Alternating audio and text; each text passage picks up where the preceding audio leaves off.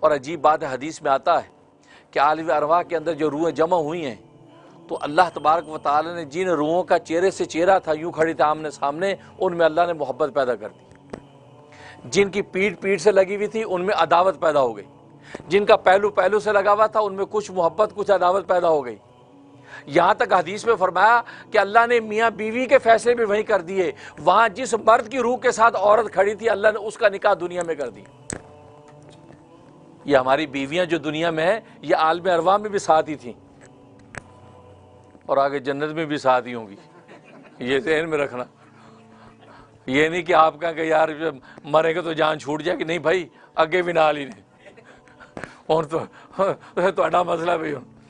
یہ نہیں جان چھڑ دیا اتوں ہی چلیاں نے نال ہی۔ تو حدیث فرمایا کہ ساتھ کے، اور ساتھ جب کھڑی ہیں اگر آمنے سامنا ہے تو میاں بیوی کی دنیا میں محبت پیدا کر دی، اگر پیٹھ سے پیٹھ ہے تو میاں بیوی بن جائیں گے لیکن دنیا میں لڑ کے گزریں گے۔ لہذا ایسے میاں بیوی بھی ہیں، صبح شام ڈنڈا ڈولی چلتی ہے، ماشاءاللہ 12 بچے بھی ہیں، یہ ہوتا ہے نا، تو لڑ کے چلتے بچے بھی پیدا ہو رہے ہیں، زندگی گزر رہی ہے، تو مطلب عداوت رہے گی لیکن اللہ تبارک و تعالی نے نکاح کر دیا۔ اور اگر پہلو سے اگر لگا ہوا تھا تو اس بیوی سے محبت بھی ہے اور تھوڑی سی چڑ بھی ہے، تو دونوں بیلنس چلے گا، تو دنیا اللہ نے وہی فیصلہ کر دیا۔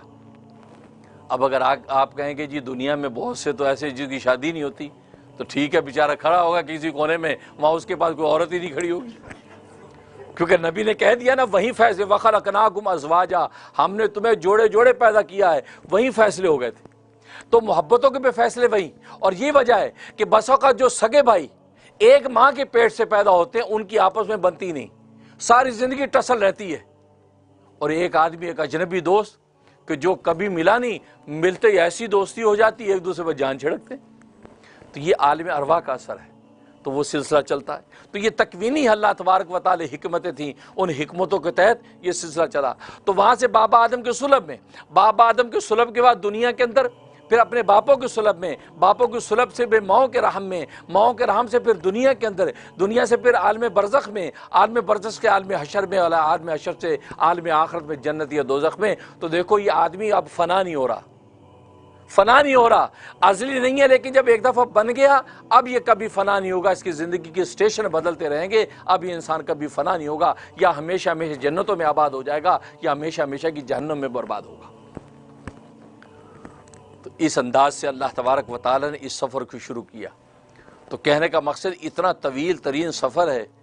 اور اس کا کوئی مقصد نہ ہو، یہ نہیں ہو سکتا۔ اس کا مقصد کیا؟ کھانا پینا اس کا مقصد نہیں، اس کے مقصد اتنا طویل ترین ہو، اور کھانے پینے کی حالت تو انسان کے بدن تک ہے، انسان مر جاتا ہے کھانا پینا ختم۔ تو اس کا مطلب یہ ہے کہ حرکت اتنی لامحدود اور مقصد اتنا محدود، اور پھر وہی کھانے پینے کا مقصد تو حیوان بھی پورا کر رہے ہیں، تو یہ تو کوئی کمال نہ ہوا۔ اس لیے وہ کھانا پینا مقصد نہیں، پھر دنیا کے اندر عزت و اقتدار حاصل کر لینا مقصد، یہ بھی مقصد نہیں ہے، کیونکہ عزت، آج لوگ کہتے جی عزت بڑی ہے جی میری۔ عجیب بات ہے کہ عزت ایک خیالی چیز ہے، عزت ایک خیالی چیز ہے، اور خیالی چیز یہ کہ آپ اپنے ذات میں یہ خیال کر لیتے ہیں کہ لوگ میری بڑی عزت کرتے ہیں، اب مجھے بڑا آدمی سمجھتے ہیں، اس کا مطلب میری عزت ہے۔ اب اگر لوگ آپ کو چھوٹا سمجھنے لگ جائیں تو بے عزتی ہو گئی، یا آپ اپنے خیال میں اپنے آپ کو سمجھتے یار میری بڑی عزت ہے تو آپ باعزت بن جاتے ہیں، یا آپ اپنے خیال میں سوچتے یار میری عزت نہیں ہے تو آپ بے عزت ہو جاتے ہیں۔ تو یہ خیالی چیز ہے، اور پھر ایسی خیالی چیز کہ دوسروں کے خیال پر ڈیپینڈ ہے آپ کا، کہ دوسرے اگر باعزت سمجھتے آپ باعزت ہیں، دوسرے باعزت نہیں سمجھتے آپ بے عزت ہیں۔ تو ایک خیالی اور معمولی چیز کہ جس کا تخیل بھی آپ کے اختیار میں نہیں ہے کہ لوگ آپ کے بارے میں کیا خیال کرتے ہیں، تو وہ چیز آپ کی زندگی کا مقصد ہو جائے یہ ممکن نہیں، کیونکہ عزت ایک خیالی چیز ہے، لوگوں کا خیال جیسا ہوگا۔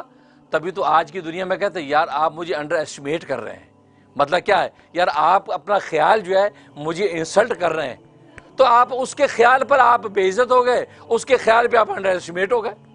تو یہ کون سا کمال ہے؟ ہاں حقیقی عزت کسے کہتے ہیں؟ حقیقی عزت اس کو کہتے ہیں وہ یہ کہ اللہ تبارک و تعالیٰ کی نظر میں آپ مقبول ہو جائیں، اللہ کی نظر میں آپ منظور نظر ہو جائیں، خالق کی نظر میں آپ مقبول ہو جائیں، یہ ہے حقیقی عزت۔